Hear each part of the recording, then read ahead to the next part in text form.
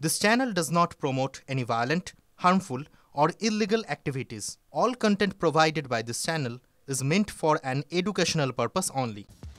রবীন্দ্র সদনে 25তম নাট্যমেলার উদ্বোধন আয়োজনে পশ্চিমবঙ্গ নাট্য একাডেমি উদ্বোধনী নাটক মাৎসন্যায় নাট্য ব্যক্তিত্ব তৃপ্তি মিত্রের জন্ম শতবর্ষ উপলক্ষে বিশেষ প্রদর্শনী অনুষ্ঠানের উদ্বোধন করেন রাজ্যের মন্ত্রী অরূপ বিশ্বাস। ইন্দ্রনীল সেন, ব্রাত্য বসু। 7 থেকে 17 ডিসেম্বর পর্যন্ত এই নাট্যমেলা চলবে।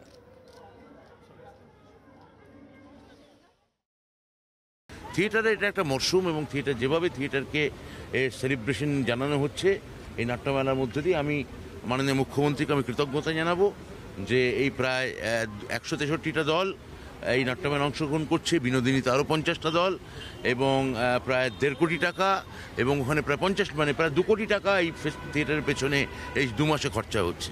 আমরা ছোট থেকে শুনেছি ফুটবল পাগল, খেলা পাগল, ক্রিকেট পাগল, কিন্তু নাট্য পাগলও প্রচুর মানুষ আছেন যারা জীবনের সর্বস্ব দিয়ে এই নাট্য উৎসবে তারা থাকেন, নাটক করেন, অভিনয় করেন, তারা আয়োজন করেন। এর একটা বিশাল সংখ্যক মানুষ দর্শক রয়েছে। আমরা সবাইকে অনুরোধ করব, আসুন এই পাগলগুলো যে কাজ করছে তাতে আপনারাও সামিল হবেন।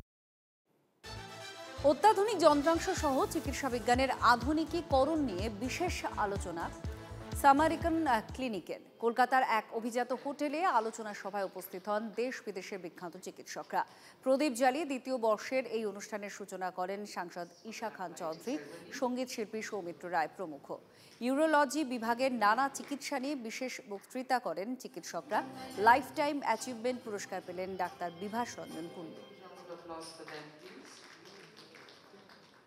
আমাদের পরিবারেরই সামারিটান নার্সিংহোম 84 সালে আমাদের শুরু হয়েছিল এবং এটা ছোট ছোট মানে কি বলবো কিউবিকলসের মতো ছিল। সেইগুলো মানে 8-10টা বোধহয় বেড ছিল। And all the leading doctors R involved with Samaritan. আমি অত্যন্ত গর্বিত যে মানে আমাদের সামারিটানটা এত বছর ধরে মানে সাকসেসফুলি চলছে। এখানে সব থেকে মডার্ন টেকনোলজির সাহায্যে আমরা অপারেশনগুলো সব দেখানো হচ্ছে।